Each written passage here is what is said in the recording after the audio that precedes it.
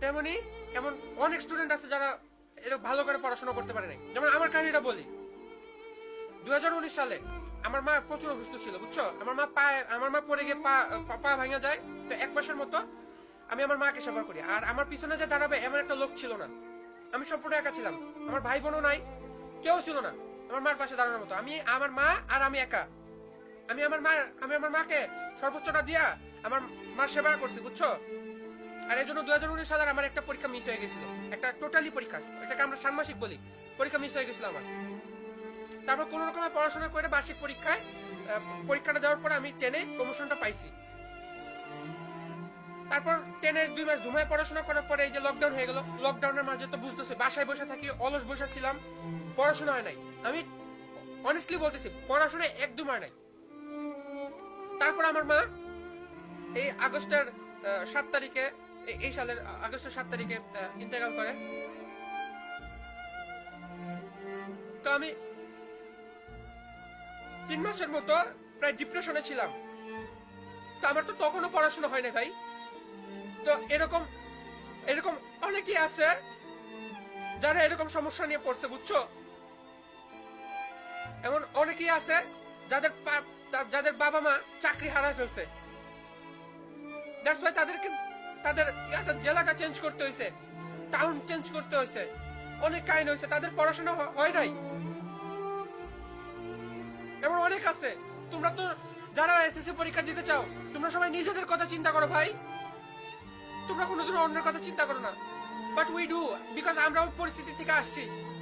আমি কাউকে অসম্মান করে কথা বলতেছি না।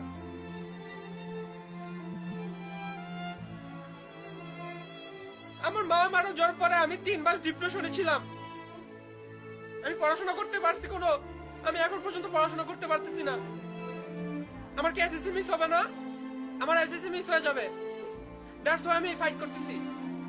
আমি শুধু নিজের জন্য ফাইট করতেছি না, আমি ওই হাজার হাজার স্টুডেন্টের জন্য ফাইট করতেছি।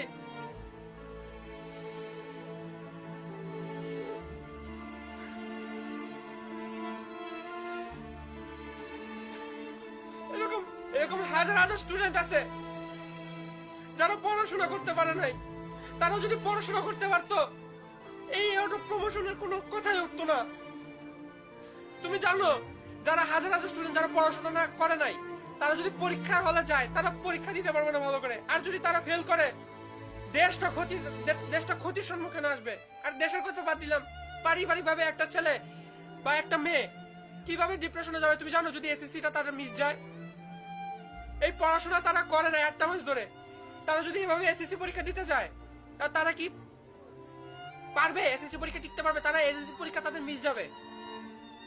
এভাবে হাজারটা স্টুডেন্ট দেখবা আত্মহত্যা করে দিছে। এমন অনেক কাহিনী হয়েছে। যেমন আমি বলি, প্রত্যেকটা এসএসসি পরীক্ষার রেজাল্টের দিন তোমরা শোনো যে অমুক জায়গায় আত্মহত্যা করে দিছে। কেন করছে? কারণ তারা সারা বছর ভালো করে পড়াশোনা করার পরে জাস্ট একটা সাবজেক্টে মিস গেছে। দ্যাটস ওয়াই এই শোকে তাদের বাবা মার ভয়ে তারা আত্মহত্যা করছে। আর আমি বাবা মাদেরকেও বলবো, আপনারা কেন আপনাদের ছেলে মেয়েদের সাপোর্ট করতে পারেন না? আপনার ছেলে আপনার নিজের বংশের বাতি বলতে পারেন। আপনার ছেলে মেয়ে আপনার নিজের মেয়ে হইলো আপনার নিজের। তাকে শাসন করবেন, আমি শাসন করতে মানা করতেছি না, বাট তাকে সাপোর্ট দেন। যদি এসএসসি পরীক্ষা তার বা কোনো পরীক্ষাতে যদি তার রেজাল্ট খারাপ হয়, তাকে সাপোর্ট দেন,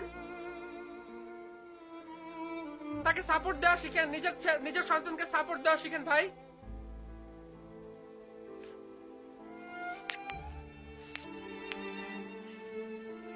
এসএসসি পরীক্ষা থেকে শুরু করে যে কোনো পরীক্ষায় যদি একটা সাবজেক্টে যদি আমি 2টা নাম্বারের জন্য কম পাই, বাবা মারা হ্যান ত্যান শোনাই দিবে। শোনান, একটা লিমিট থাকে। কারণ আপনাকে যদি আমি হাজারটা লোকের সামনে অপমান করি, আপনার কেমন লাগবে? আপনার মন মানসিকতা যদি শক্ত হয়ে থাকে, তা আপনি পরের ধাপে যাইতে পারবেন। বাট একজন দুর্বল মানুষ কিন্তু সেটা সইতে পারবে না, সেই অপমানটা সইতে পারবে না।